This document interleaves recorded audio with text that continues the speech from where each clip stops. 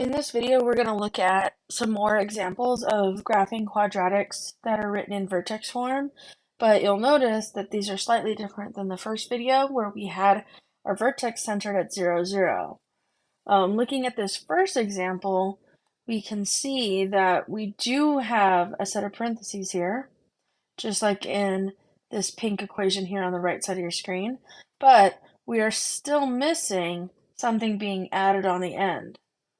Okay, so when we're looking at this and we're identifying our vertex, we can first notice that we have an h value because we have a set of parentheses.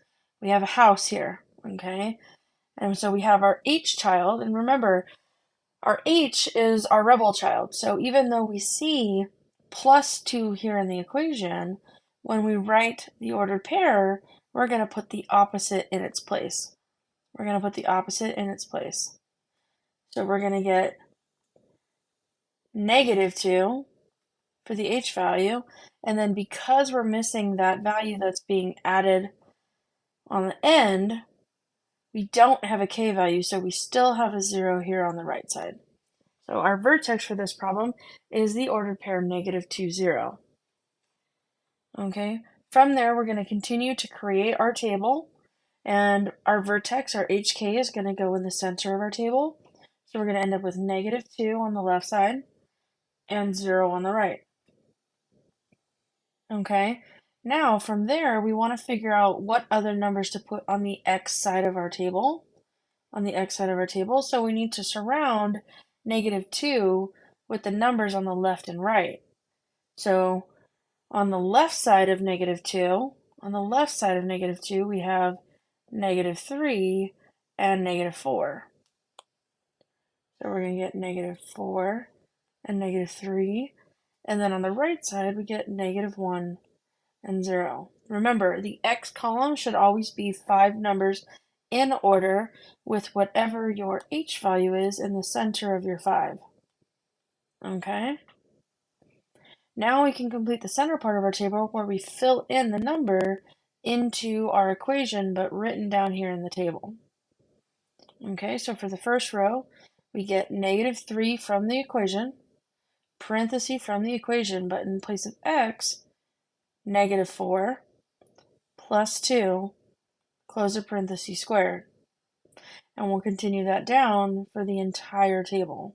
-3 parenthesis, another -3 from the left side of the table, plus 2 squared. We can skip the center because we already did it. And then for below that, we have the -1, so we get -3 parenthesis, -1 plus 2 squared. And then the last item, we get -3 parenthesis, 0 plus 2 squared. All right. Now remember, if you did your table correctly, then we should see some symmetrical patterns on the y side after we do our calculations. So putting this into a calculator for the first row, we get -4 plus 2 is -2. And then we do -2 squared, which is 4. And then 4 times the -3 gets us -12. And because of symmetry, you'll actually, if you check, you'll notice that we get -12 on the bottom of the table as well. And then on the center row, we get -3 plus 2, which is -1. -1 squared, which is 1. And then 1 times -3 is -3. And then symmetry down below, we will also get -3 below the 0. And that gives us our ordered pairs to plot on our graph. And just like in the previous examples, -10 is the lowest number we can see on the graph, but we go to -12 on our table. So because those first and last points won't graph, we can actually just get away with plotting the middle 3. Starting with the vertex, we have a -2, 0. So I'm going to -2 to the left, and then I'm not moving up and down because my y value of the vertex is a 0. I get -2, 0. I'm going to get -3, -3, and -1, -3. Draw your U shape.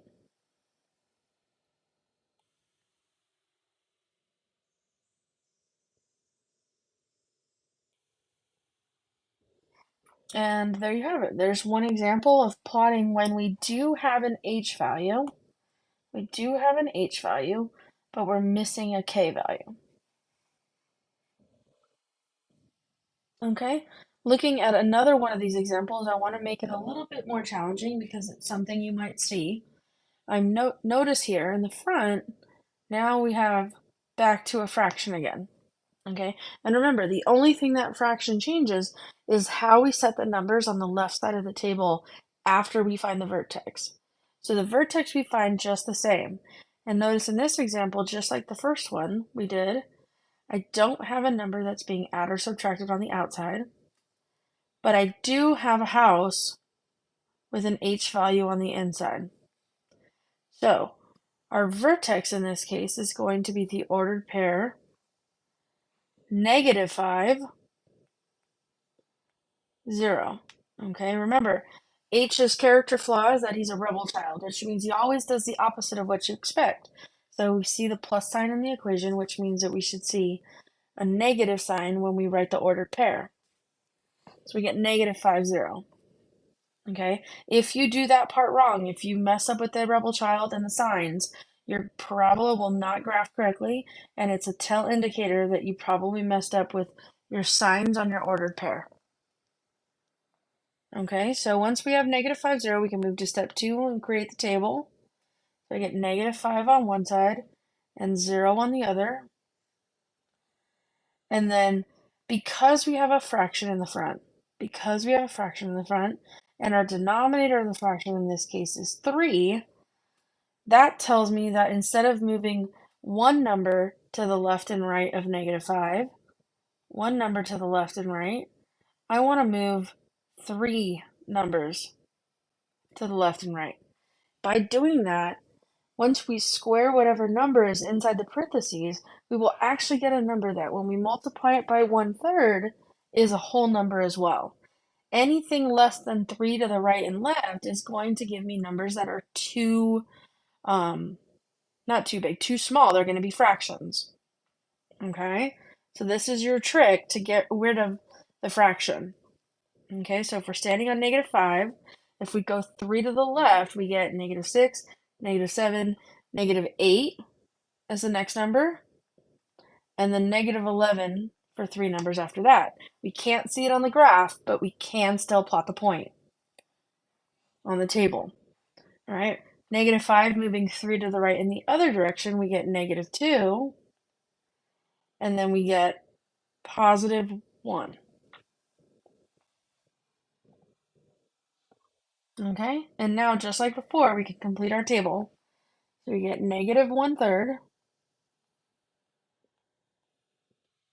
parenthesis, and then in the place of x, I'm putting -11 plus 5 squared, and then I get the same thing down below, -1/3, parenthesis, -8 plus 5 squared,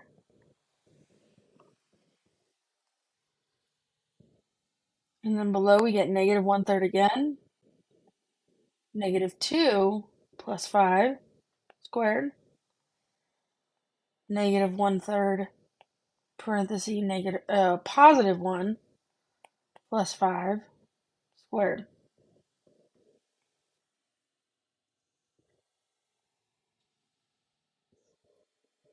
Okay, and then when should we do a calculation in the calculator, we'll find that -11 plus 5 is -6, -6 squared is 36, times -1/3 is actually going to be -12,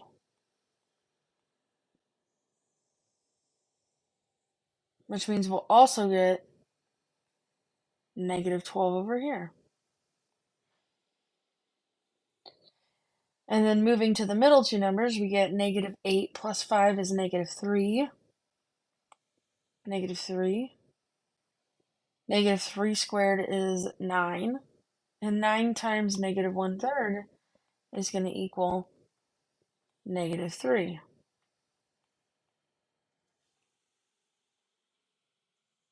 Which means down here we'll also get negative 3 again. Now, just like in some of the other problems, sometimes those top and bottom numbers are too big for us to graph, so we can get away with just graphing the middle 3 numbers. So in this problem, we get negative 5, 0 is our vertex, so we're going to start there. And then we get negative 8, negative 3.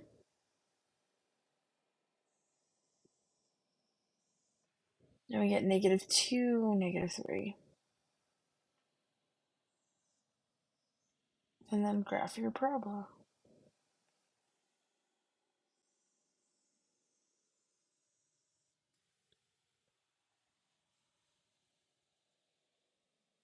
Okay, so again, when you see a 3 in the denominator, regardless of whether it's 1/3 or 2/3, that 3 in the denominator tells you to move 3 to the right and left for your second two numbers.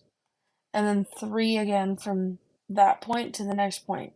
That right there is what keeps your y side as whole numbers as opposed to fractions. Okay? If you try to move only one left and right of negative 5, you will end up with a fraction, which will be a lot harder for you to graph. Okay, so these are two examples of what happens and what the equation looks like when you have an h value, but you're missing your cool kid, your k value. Okay, so go ahead and try some more problems on your own. And if you need to see more videos, then check out some of the other videos on this skill. Best of luck!